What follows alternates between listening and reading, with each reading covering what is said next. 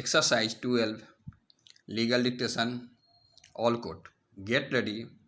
Start. The primary contention which was canvassed on behalf of the appellants and writ petitioners was that insofar as scheduled castes, scheduled tribes, and OBC candidates are concerned, the prescription of a cut-off date for the production of caste certificates is wholly superfluous and of no certificate whatsoever it was submitted that a caste certificate is essentially a recognition of a status already obtained and held by a candidate belonging to the aforementioned three categories. It was sought to be contended that a scheduled certificate was not a document conferring a particularly status. Elaborately, from the submission, it was submitted that a candidate belonging to the scheduled caste, scheduled tribes, or for that matter of the OBC category acquires an status by virtue of belonging to a particular caste, category, or group. The certificate, therefore, it was submitted was in essence a recognition or certification of an already existing status. In this view, learned counsels submitted that even if the caste certificate was submitted after the last date prescription in the advertisement, the same could not be refused.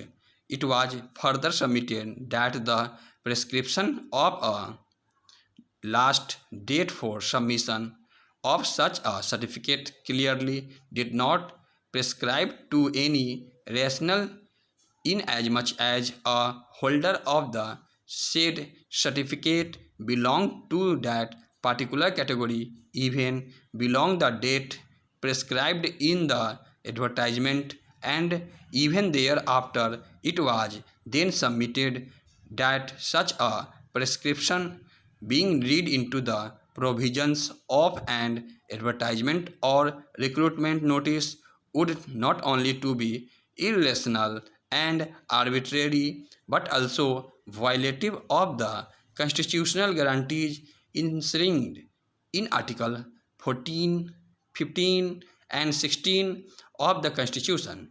Insofar as question number 3 is concerned, the issue itself came to be formulated in light of the submission advanced by learned counsels that there was no repugnancy between the creamy-layer standards stipulated by the state and the union government. It was sought to be demonstrated before us that the benchmarks formulated by the union government were lower than those prescribed by the state, and therefore mainly because the certificates produced were with reference to appointments to posts under the appointment the government of India.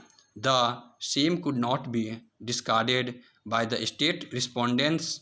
The learned chief standing counsel appearing for the state drew our attention to the provisions of the advertisement to contend that all participating candidates had been put the adequate notice that a caste certificate was to be obtained and submitted in a prescribed format.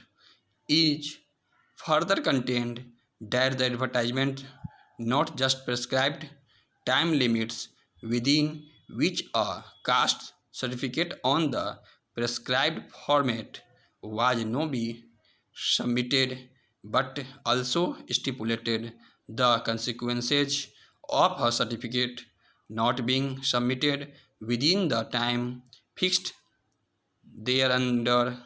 He further sought to highlighted the fact that for 1865 vacancies which came to be advertised, the board received as many as 41,000 applications. It was his submission that in the recruitment process, as many as 391, 37 and 503 vacancies stood identified as being reserved for scheduled castes, scheduled tribes and OBC candidates respectively.